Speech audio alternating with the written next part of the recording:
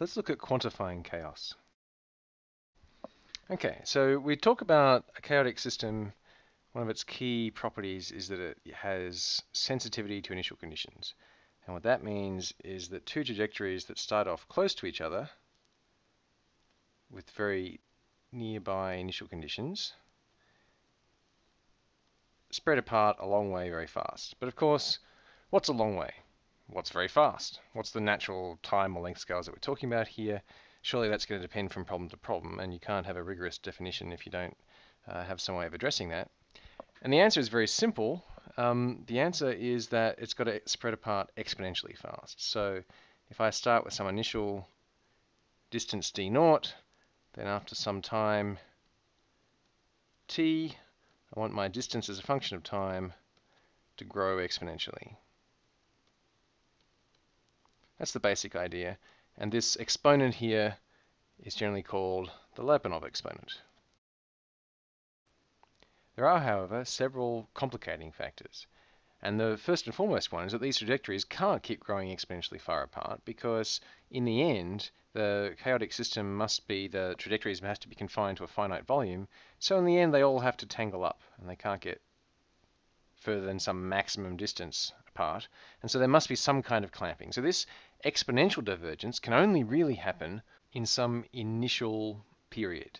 And the closer, I guess, the smaller this d0 is, then the longer it can take the two trajectories to get further and further apart. And so the standard definition of this lambda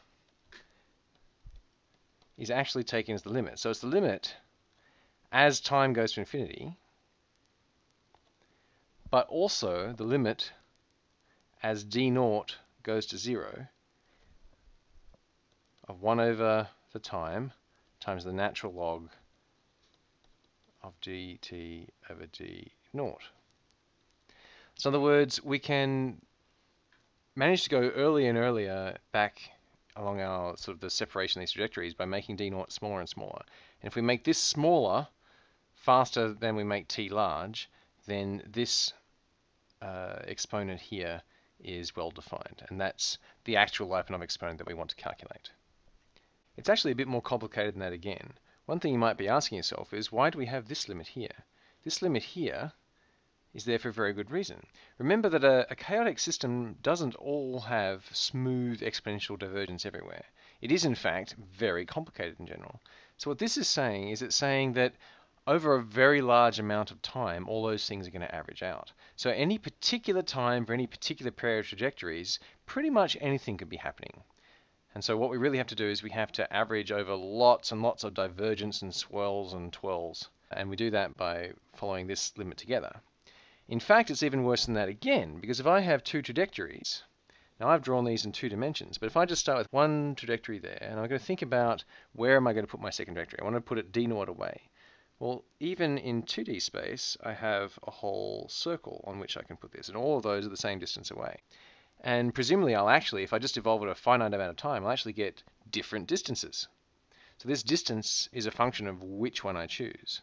You might hope that if you're swirling around on a strange attractor, then if I keep going longer and longer and longer and longer, then eventually which direction I choose will average out. But that's not completely obvious.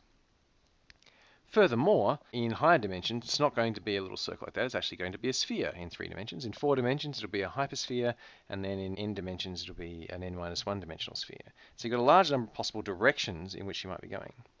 And in fact, for Hamiltonian evolution that's conservative, you're actually going to have some dimensions will spread out and some will contract. So in some of these directions, you'll find that you get a positive Lyapunov exponent. Others, you actually find you get a negative Lyapunov exponent, which means, of course, that you've got some kind of attractor in that dimension. And so what you really have is you don't have a Lyapunov exponent. What you have is a Lyapunov spectrum. So you have a spectrum all the way from the direction in which this is going the biggest to the direction in which this is going the smallest. And so you have a way of calculating. There's a couple of ways of calculating and quantifying this. The first is you could just pick a direction at random. So you pick a direction at random and then you evolve. You evolve a little while. Now we can't make our limit of d0 going to 0 when we're doing it numerically because of course we'll soon run into machine precision. So we start off with a distance d0. We go a certain amount of time, but like a fixed amount of time dt, and we get d of t plus t0 plus delta t. Okay, and then we calculate this thing here. So we get a 1 on delta t. We get sort of a lambda. There's 1 on delta t, natural log of our two distances. So we've got our evolved distance and our original distance. And then to kind of mimic this idea that we're going to start really, really close together, what we do is we move our position. So instead of being out here now, we take our secondary one and we make it only d0 away again. Go back to d0, and then we evolve from there. And so our second one goes to there, and then we measure again. So we get this distance again, t0 plus 2 delta t. And now this is our first Lyapunov exponent. Now we'll calculate a second one based on the expansion over this time. I say expansion, it might even be a contraction this time.